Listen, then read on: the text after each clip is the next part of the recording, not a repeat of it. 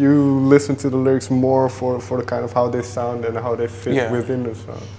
That's definitely how I've always looked at it.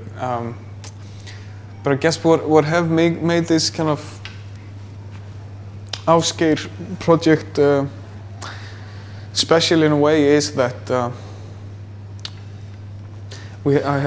I sing these lyrics that are really well written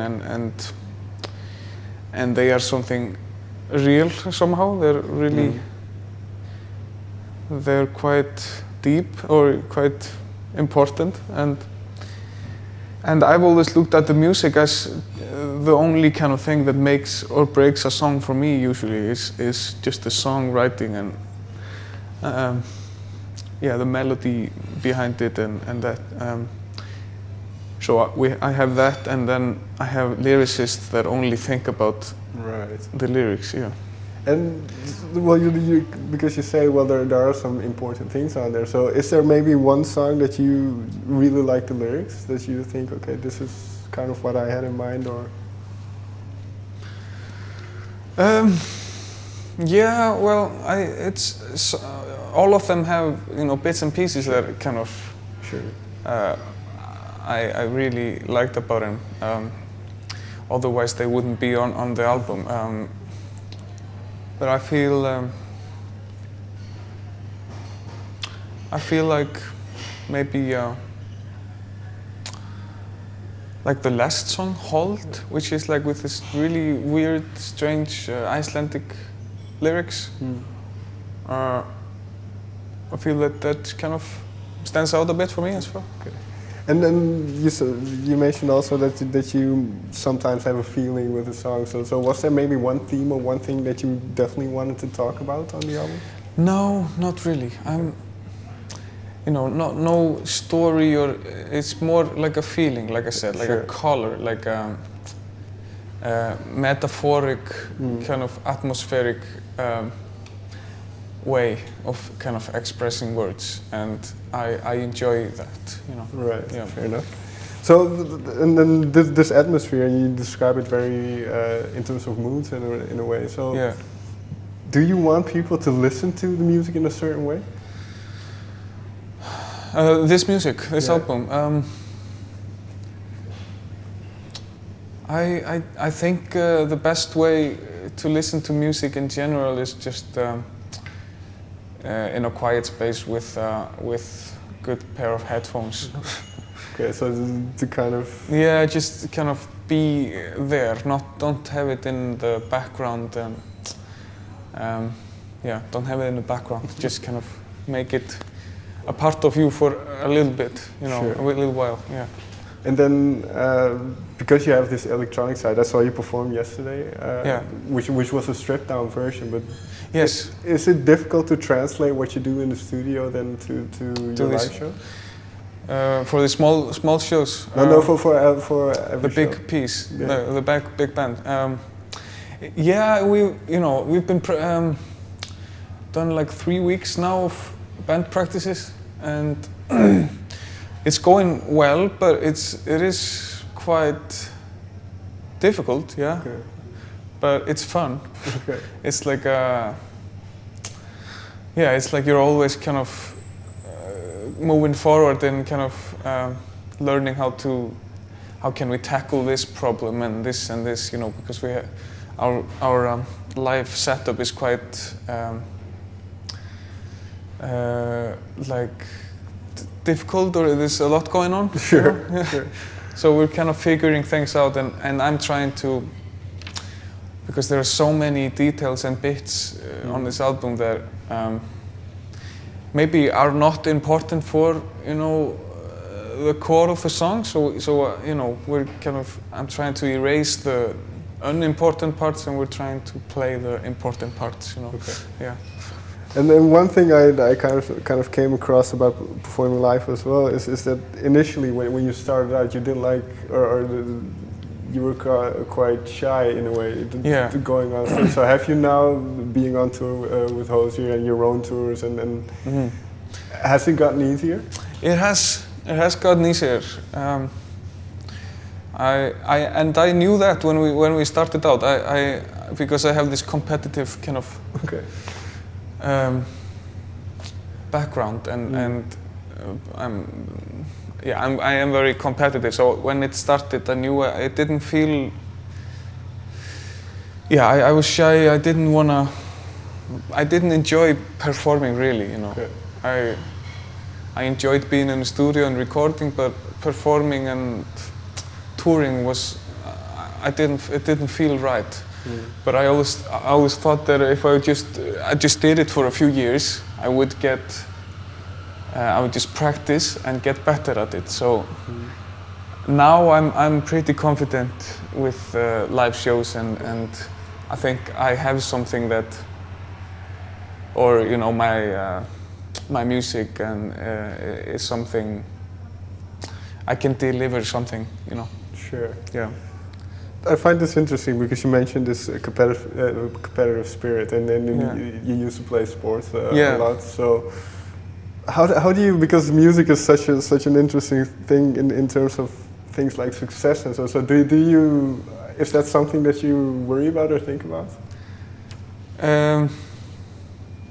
Yeah, like the Icelandic mindset is very competitive, I guess. Like. I think it has something to do with how few we are, you know, we are just about 330,000. And I think because you don't get kind of lost in the crowd, you know, you're not as small in Iceland as you would be in like New York or something, you know, you feel like you have a chance of your voice being heard.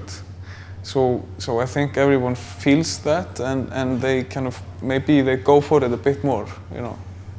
In that sense then, because the first album did so well, was it tough going into the second?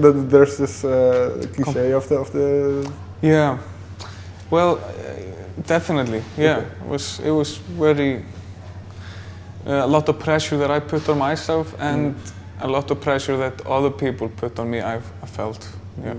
In what way did I can understand how you would put it on yourself, in what way did other people put it on? Maybe I just took it that way, maybe they didn't really, but now I just feel like there are expectations, you know, but that's, I guess it all comes down to pressure that I put on myself, you know, just feeling that, you know, there are these labels and all these people that are expecting something, and I don't know what it is exactly what they're expecting. They just,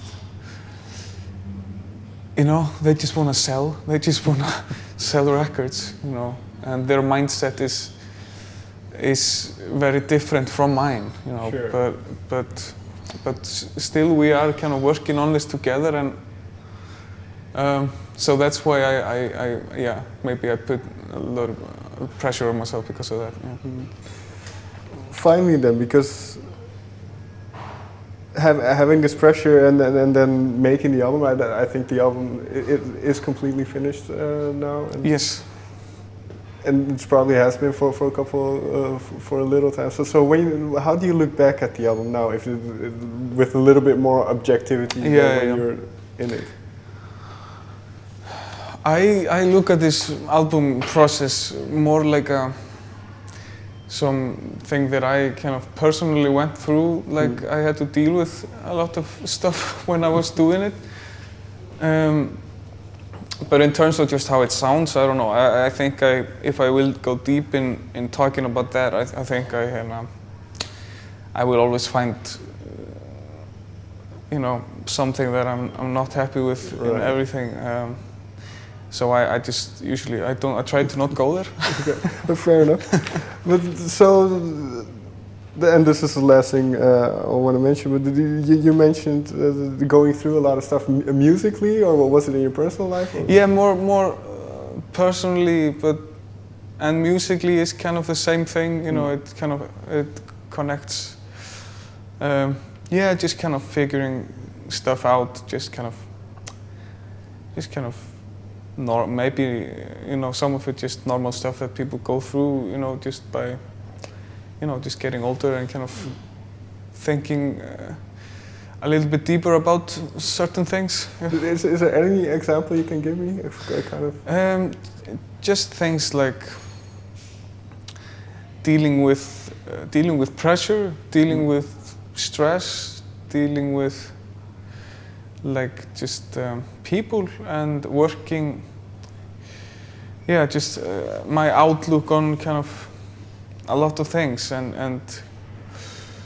kind of figuring out that and it's very easy to kind of always think that your problems are someone else's fault, kind of, you know. That's the easy way, you know. So I went there, but I figured out that usually if you have a problem, it's caused by yourself, you know. It's something that you have to kind of work on.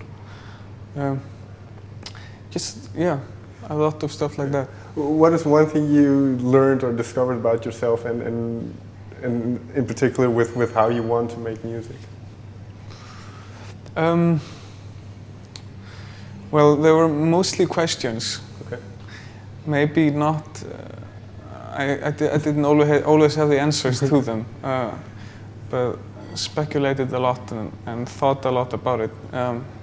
It's just kind of just how can your music be pure when you're making it as a product to sell, you know, and right.